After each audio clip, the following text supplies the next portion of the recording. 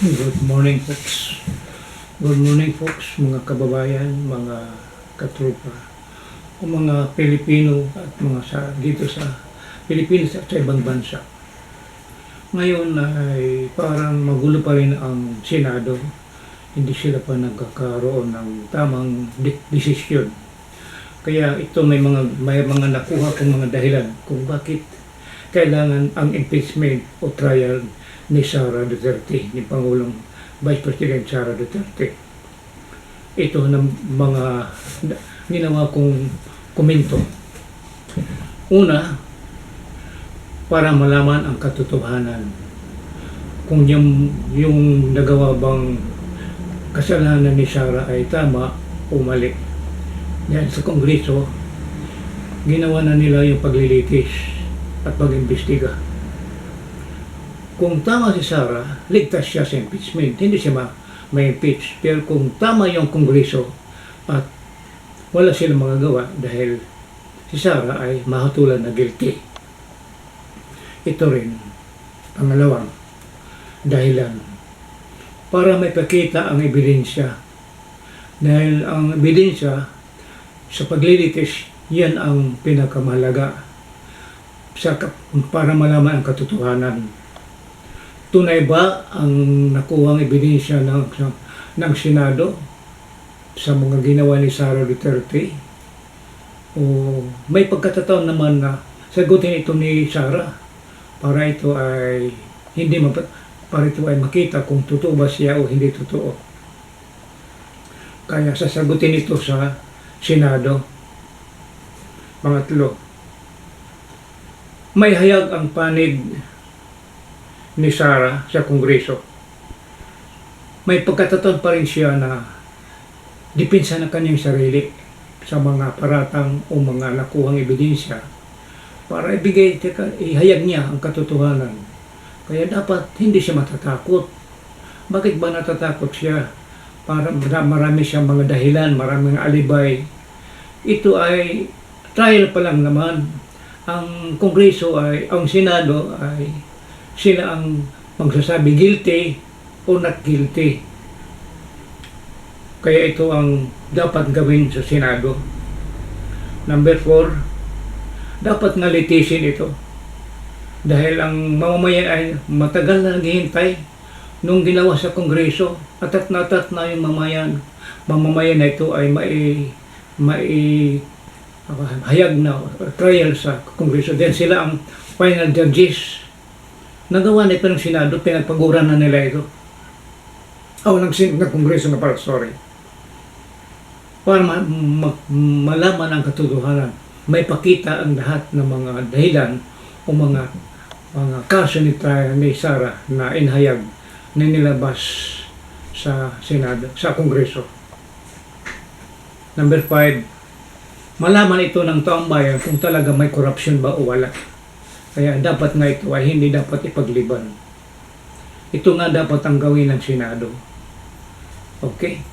Ito ang mga 5 dahilan na dapat kailangan ay ang impeachment hindi ipagliban.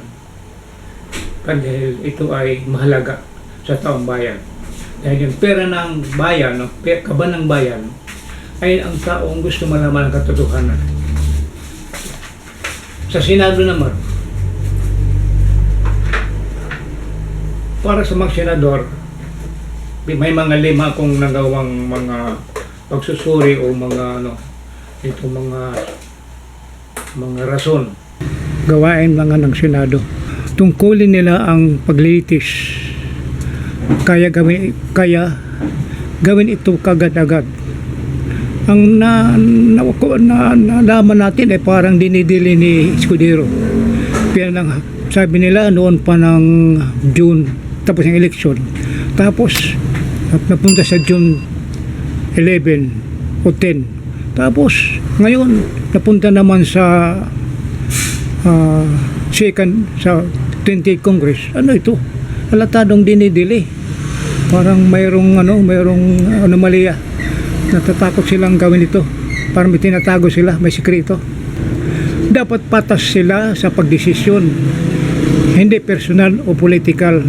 Ito yung mga karamihan ng mga Duterte supporter parang personal yata ang kanilang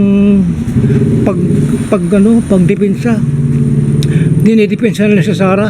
Dapat na sila ay hindi sila gumagamit ng pamulitika. Neutral sila. Bakit? Nahalata natin na lalo na yung mga si Bato at saka si Bongo at saka si Padilla. Ano pinapasahod sila ng gobyerno? Anong ginagawa nila ngayon? Sila pa ngayon ang nagdidepensa kay Duterte, kay Sara. Anong klaseng tao ito? Ano bang utak nito? Parang meron silang tinatago na dahilan. Natatakot ba sila na matalo ulit sa eleksyon? Parang hindi maganda ito. Panindigan nila ang issue. Hindi yung tao, hindi si Sara. Dahil pinapasahod sila ng taong bayan. Kaya, anong klaseng ito? Anong klase ito? Na ginagawa nila ang pagdepensa kay Sara. Sila ba pinapasahod ni Sara? O baka mayroong anomalya, binabayaran siya ng malaking pera ni Sara? Anong klase ito? Kaya hindi maganda. Ginawa nila ang pagpagod ng Kongreso para paglilitis at gawin ng Senado ang pagusga. Hindi dapat ito ibalik sa Kongreso dahil ito ay labag sa konstitusyon. Kaya binalik nila.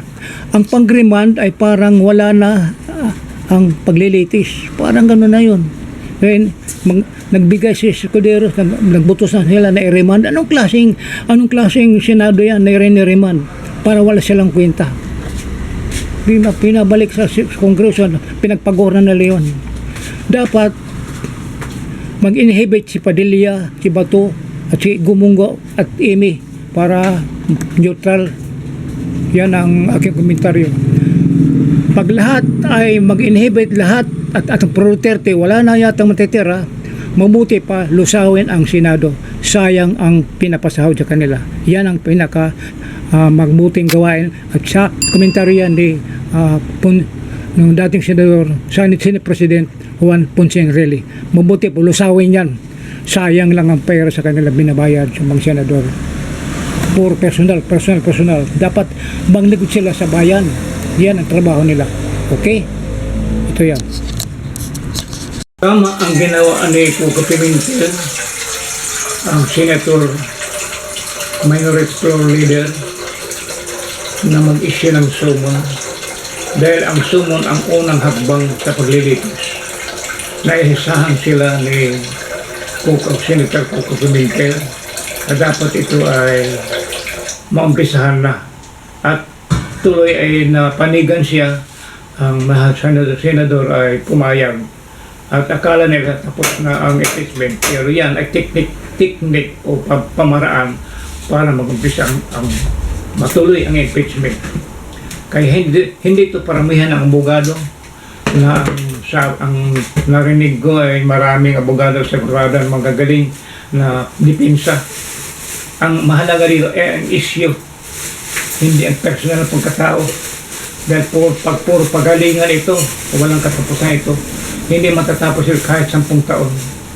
Kaya ang mahalaga dito, kung tama yung ebidensya, yan ang totoo, yan ang basihan, hindi yung mga abogado. Total, ang akusado dito, hindi naman yung abogado.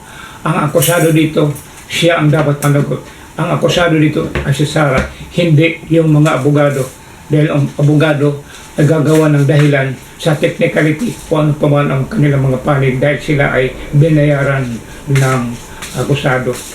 Kaya ito, mga folks, dapat malaman natin ang katotohanan. Sana ang mga senador maging patas ayon sa ebidensya. Kaya yan ako ay naghihintay. Kami ang mamay naghihintay. Kaya ituloy ang impeachment kahit masa 28 Congress mag-upisa.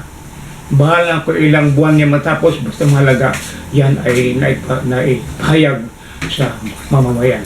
Good day, folks.